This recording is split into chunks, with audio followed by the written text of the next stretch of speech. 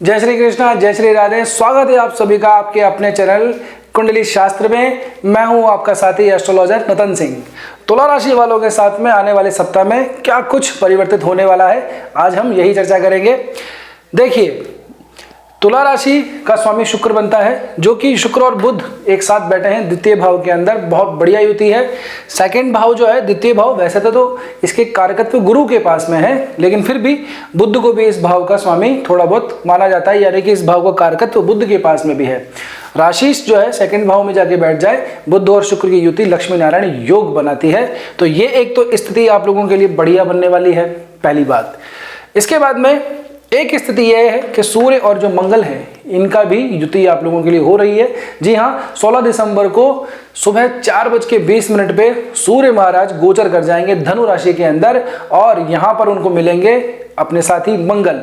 राजा और सेनापति जब साथ में होते हैं तो बड़े से बड़े योद्धा को भी पस्त कर देते हैं, और आप लोगों के लिए ये आदित्य मंगल योग बन रहा है तृतीय भाव के अंदर, थर्ड हाउस के अंदर, जो कि है पराक्रम का भाव, शौर्य का भाव, वीरता का भाव। तो यहां से आप लोगों के काम के अंदर, मेहनत के अंदर बहुत ज्यादा तेजी आने वाली है। ये जो योग है ना, व्यक्ति को नेतृत्व भी देता है। जी हाँ, व्यक्ति को उसका जो सामाजिक दायरा है वो भी बढ़ जाता है। एक राजा कैसा होता है, उसके अंदर नेतृत्व के गुण होते हैं, उसमें पराक्रम होता है, उसमें राजनीतिक बुद्धि होती है, कूटनीति में भी वो माहिर होता है, शास्त्रों का भी वो ज्ञाता होता है।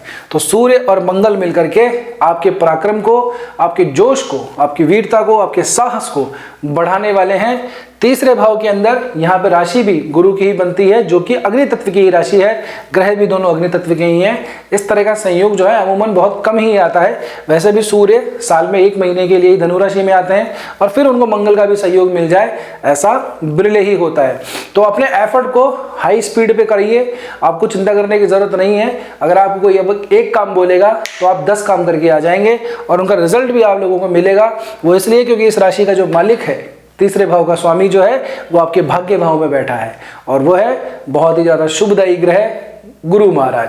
तो गुरु की यहां से सीधी दृष्टि भी पड़ रही है। गुरु बैठे हैं भाग्य भाव के अंदर, और इस भाव का स्वामी बना रहा है लक्ष्मी नारायण योग। ऐसा मौका बहुत कम आता है। इस तरह के राजयोग कुंडली के अंदर बहुत कम देखने को मिलता है। प्राइमो फेसिया देख के एक ही तरह अगर हम एक बार में देखेंगे तो ऐसा लगेगा केंद्र पूरी तरह से खाली है ना। आपको लग भी रहा है केंद्र के अंदर चंद्रमा का गोचर है तुला राशि के अंदर 15 से 17 दिसंबर के बीच में। अगर इस बात को अगर हम अवॉइड कर दें तो पूरे केंद्र के अंदर कोई भी ग्रह नहीं है, लेकिन चिंता करने की जरूरत नहीं है। ये अगर आप लाइन देखेंगे यहां से तो आप लोगों के लिए नवम भाव का जो स्वामी बनता है वो लक्ष्मी नारायण योग बना रहा है राशिष के साथ के अंदर। साथ ही राशिष जो है नवमेश के साथ में युति बना रहा है, गजब का राजयोग बन रहा है। साथ ही नवम भाव के अंदर गुरु की शुभ दृष्टि सूर्य मंगल पे पड़ती है, तो यहां से आपके भाग्य के अंदर उदय होने वाला है। भाग्यवश अगर कोई काम अटका हुआ है तो वो आपका फलित होने वाला है। तो अपने प्रयासों को तेज कर दीजिएगा। जैसे ही दिसंबर की 15 तारीख आती है, आपके जीवन में रॉकेट लगना शुरू हो जाएंगे। आप लोगों के लिए एक चीज और मैं आपको बता दूं कि परिवार कुटुंब के अंदर कोई इवेंट जरूर होने वाला है। कोई व्यक्ति, कोई मेहमान परिवार के अंदर आने वाला है, जुड़ने वाला है। कोई बड़ा इवेंट परिवार फैमिली के अंदर जरूर होगा। जिनके भी घर परिवार के अंदर कोई बहुत बड़ा कोई अनुष्ठान है, कोई शादी भी अगर है, तो जरूर कमेंट करके बताइएगा। आप लोगों की मेहनत अब जाया नहीं होने वाली है, क्योंकि आप इससे पहले सूर्य जो है यहीं पे द्वितीय भाव के अंदर बैठे थे। परिवार कुटुंब के अंदर थोड़ी सी खटपट वगैरह चल रही थी, लेकिन अब चिंता करने की कोई जरूरत नहीं है। इसके बाद में आप लोगों के लिए बात करूं मैं काम वगैरह के स्थान की, तो देखिए इस भाव का स्वामी भी केंद्र के अंदर आ रहा है। 3 दिन के लिए आएंगे, 15 से 17 दिसंबर के बीच में। अब एक और मैं आपको रोचक चीज बता देता हूं, क्या है कि 16 दिसंबर को दोपहर को 2:10 के आसपास से त्रिपुष्कर योग शुरू होगा। जी हाँ, ये योग बहुत ही शुभदायी योग होता है। इस दिन कोई संपत्ति खरीदनी हो, कोई सोना, कोई चांदी, कोई जेवर वगैरह बनवाने हो तो बहुत ही शुभ माना जाता है, क्योंकि ऐसा माना जाता है कि इस दौरान किया गया काम 3 बार फलित होता है, यानी कि वो रिपीटेड होता है, 2 बार और होगा तो टोटल 3 बार वो काम हो जाता है। 3 पुष्कर, त्रिपुष्कर इसको कहा जाता है, जिसमें 3 शुभ कमल से इसकी संज्ञा ली हुई है। यानी कि अब आपको कोई शुभ काम करना है तो 15 से 17 दिसंबर के बीच में जरूर कर सकते हैं। चंद्रमा भी आप लोगों की राशि के ऊपर आएगा, बहुत बढ़िया समय रहेगा, चिंता करने की जरूरत नहीं है। वैसे भी तुला राशि वालों के साथ में ऐसा है कि वो बहुत संतुलन बना के रखते हैं अपने जीवन के अंदर, बैलेंसिंग अप्रोच वाले रहते हैं, मध्यम मार्गीय होते हैं। तो आप लोगों को कोई भी गाड़ी घोड़ा कुछ खरीदना हो ना तो शुभ काम करिए। लेकिन एक चीज और, इसका एक थोड़ा सा दूसरा पक्ष भी है कि आप लोगों को कोई ऐसा काम करने से बचना चाहिए जिसका नेगेटिव इंपैक्ट होता हो, यानी कि अगर कोई नुकसान हो गया तो वो भी इस समय 3 बार होता है। समझ रहे हैं आप मेरी बात को? तो किसी को अगर पैसा वगैरह उधार देना हो तो मत दीजिएगा, नहीं तो आपको बार बार देना पड़ेगा, 3 बार तो एटलीस्ट देना ही पड़ेगा। ऐसी शास्त्रों में इस योग की मान्यता है।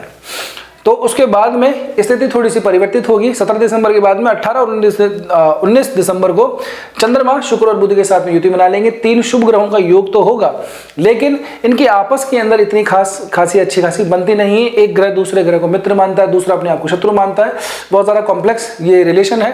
तो चंद्रमा भी इस भाव के अंदर तो नीच के नहीं होते, लेकिन इस राशि के अंदर यानी कि वृश्चिक राशि के अंदर चंद्रमा नीच के हो जाते हैं। तो परिवार, कुटुंब और जो आपकी संपत्ति है, स्थायी संपत्ति, आपको हो सकता है कि कुछ ऐसा इवेंट आ जाए जहां से आप लोगों को एक साथ खर्चा करना पड़ जाए, तो थोड़ा सा अपने आप को रोक लीजिएगा। 2 दिन की बात है, जैसे ही समय निकल जाएगा तो फिर आपको लगेगा इतनी बड़ी कोई जरूरत नहीं थी, ठीक है, जान बची तो लाखों पाए।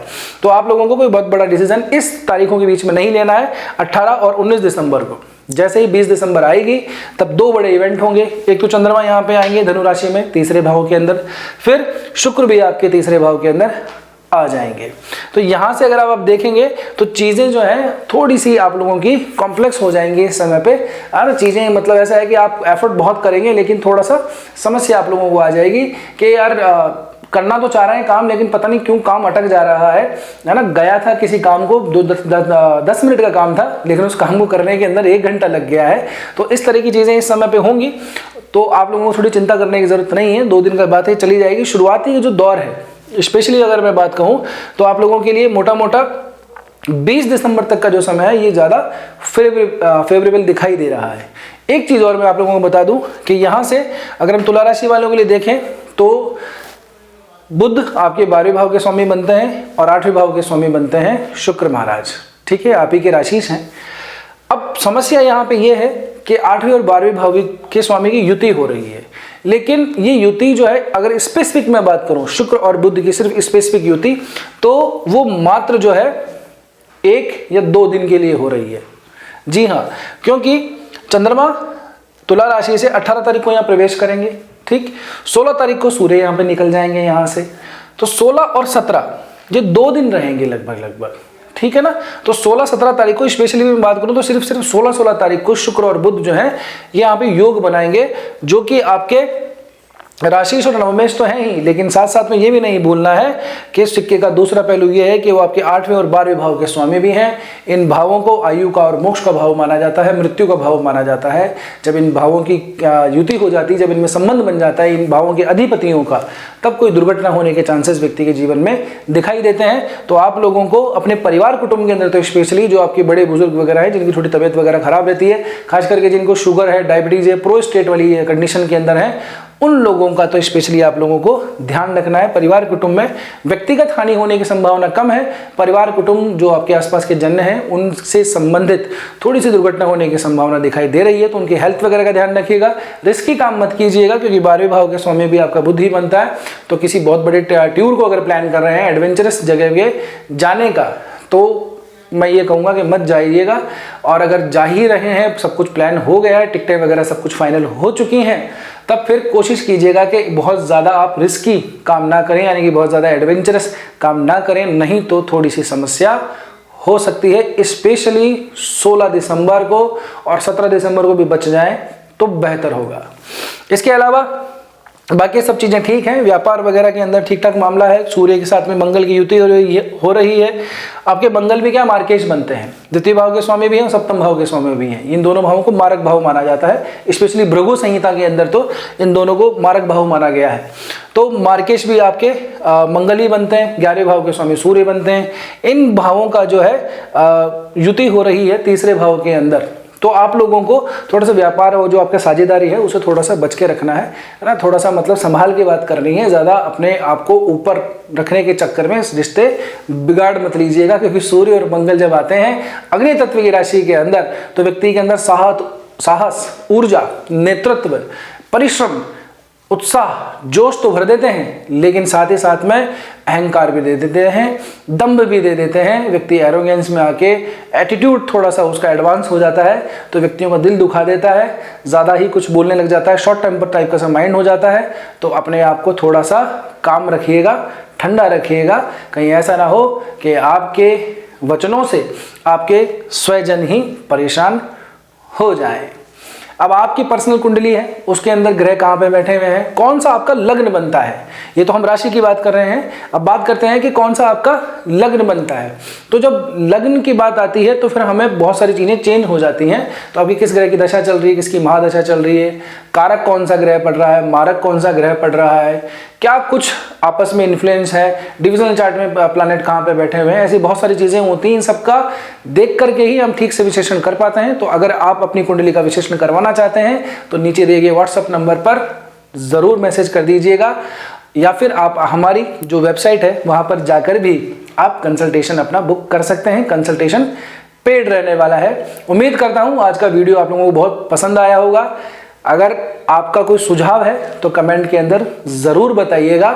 हमने वार्षिक राशिफल 2026 व्यक्तियों का कैसे होने वाला है, पर्टिकुलर एक एक राशि का, वो भी हमने हमारे चैनल पर डाल दिए हैं। तो वो भी एक बार ज़रा नज़र मार लीजिएगा कि आने वाला साल आप लोगों के लिए क्या लेकर के आ रहा है। तो मिलते हैं अगले वीडियो के अंदर। तब तक के लिए जय श्री कृष्णा, जय श्री राम। अपना और अपनों का ध्यान रखिए, अच्छे रहिए, मस्त रहिए, लोगों की सहायता करते रहिए। जय श्री कृष्णा।